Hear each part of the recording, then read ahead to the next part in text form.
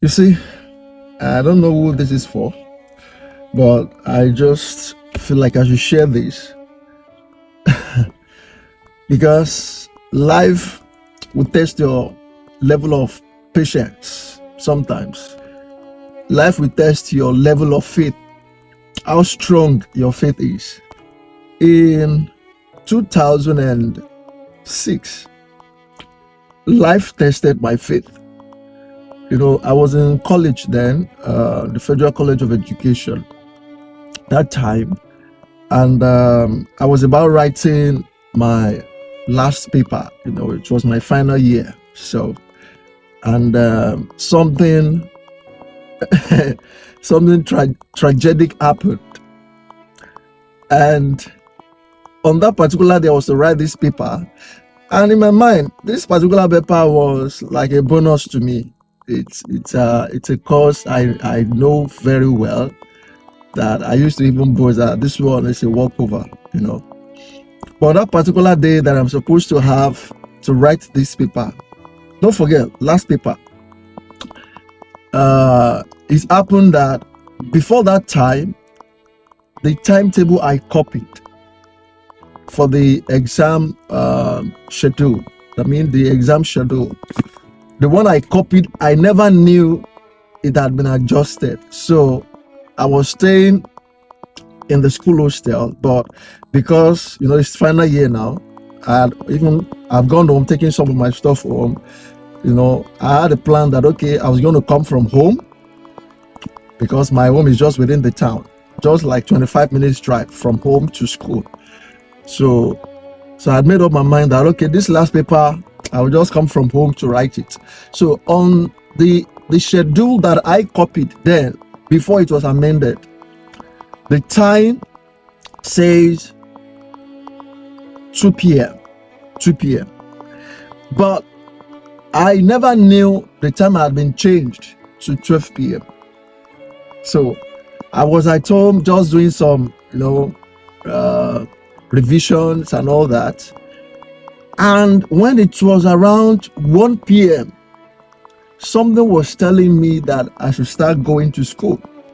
Because ordinarily, I wouldn't leave the home. I like go just from writing an exam. I like just going to the exam hall, maybe like 30 minutes to the exam. I don't like loitering around. I just want, now when you don't want any disturbance, you don't want any distraction. You just want to go from your place of preparation into the exam hall straight.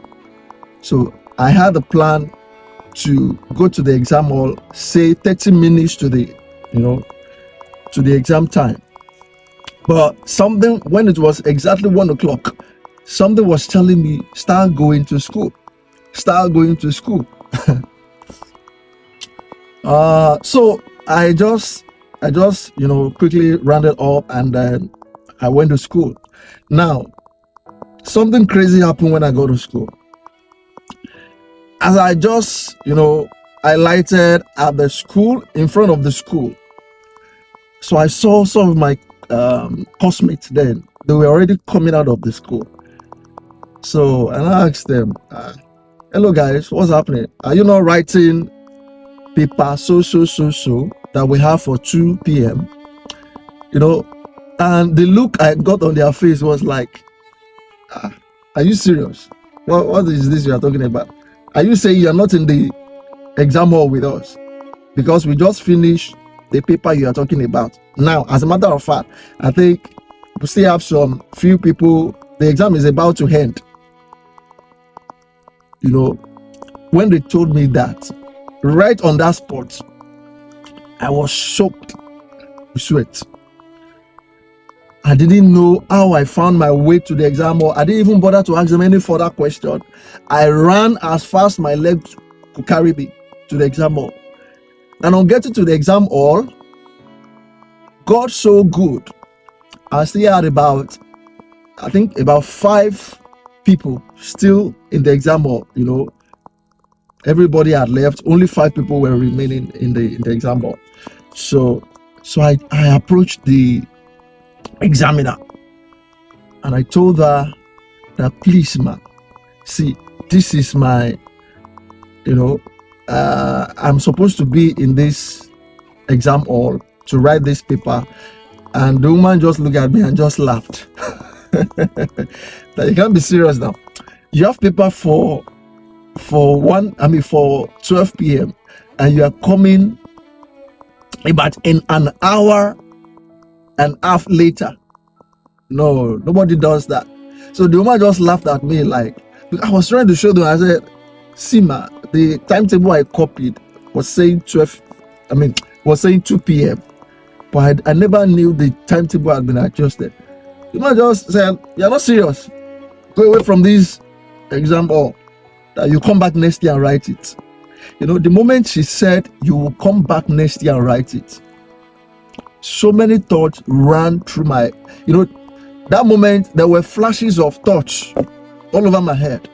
The thought of, so I will come back to write the exam, this particular paper. Not just that I will come back to write this paper, I will come back and also pick some other courses that are not mine. I will register some other courses, just for me to rewrite this paper. I said no. Another thought came, that how am I going to explain to my parents, to my dad especially, that the reason for my carryover, or the reason for my extra year, is because I copied the wrong timetable. So at that point, it wasn't even an option. So in my mind, I already told myself, it is either you let me in or you let me in, madam. So at that point, something told me to quickly go around the department and see if I'll be able to find somebody who can help me talk to her. Luckily for me, I was able to see an elderly lecturer. As a matter of fact, I think the woman is the eldest in the department. So I quickly went to our office. God being so good, when she saw me, she was like, Shoriola, why are you soaked like this? What happened? Did you jump inside water or something? I said, ma'am, there is fire on the mountain. Please, ma'am. Because at that time, every second counts. Because I don't know when the woman will tell them in the exam or pens up and everybody will leave. So I was just like, please, ma'am, I was supposed to write so paper in that, or that I'm currently writing now. But the exam was scheduled for 12 p.m. and this is what I had on my timetable. I'm just coming now in preparation to write, just to come around and write this paper for 2 p.m. The woman did not even allow me to land. She just stood up and quietly take me to the examiner and said, please, I know it came late, but please, even if it is 5 minutes, let him write. After 5 minutes, collect the paper from him.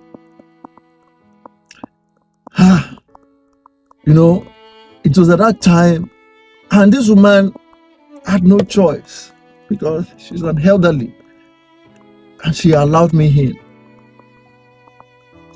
Now, when she allowed me in, that moment was not like you have, this excitement when you have, no, it's not even excitement. This unease that you feel, it's like having 50 or 100 gig data, 5G on your phone, but you have 2% battery level. That kind of uneasy. Your battery is about to die, but you have enough data to do whatever you want to do. That was the case there. So I collected the paper and I sat down, and my hand was just shaking like this. My hand was just shaking because every question on that paper, I knew what to answer, but there was no time. So my hand was just doing like this. The examiner looked at me and said, okay, take it easy. Just take it easy. Other people, the other guys, in fact, I met 5. I think they have reduced to 3. As at the time I came back from the woman that Emmy begged her. So I was the 4th person in the exam hall, and Do you know that before 10 minutes or so, I think before even 5 minutes, I had already finished. Yes. So immediately I finished, I took the paper to her, and she was like, no, calm down. There's still time, calm down. God, so good. She looked at my paper and she was like, this guy. Hope it's not that this guy have gone to CS or something. But she understood the situation, that it could happen sometimes. Maybe somebody overslept and they came to the well, she allowed me to write that paper. And when the result came out, as a matter of fact, some of my friends were hanging around. They were trying to see what was going to happen. Some people followed me from the main gate of the school, trying to see if, trying to plead and see what will happen if they will actually allow me to write. So they saw me, and this woman told me, said, good luck. I wish you good luck. She collected my paper and said, I wish me, good luck. And when the result came out, I had B2. I had B2 in that particular course.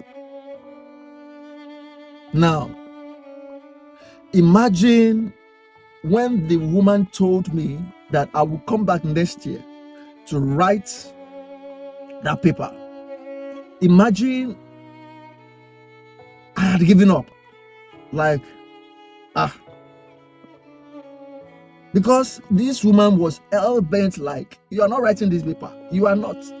You can't be serious. Well, I didn't give up. Because if I had given up, my academic life would have been a year backward. So I don't know who this is. No matter the situation you find yourself, don't give up at the last minute.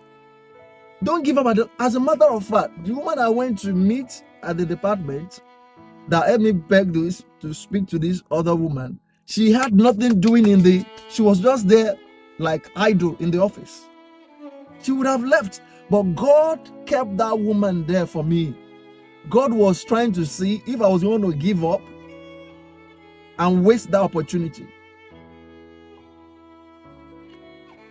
So I want to beg you, no matter what life throws at you, never give up at the last minute. No matter how hopeless the situation may look like, don't give up. Don't. Because when you give up, then you have lost it. You have lost the battle. I hope this message finds someone today.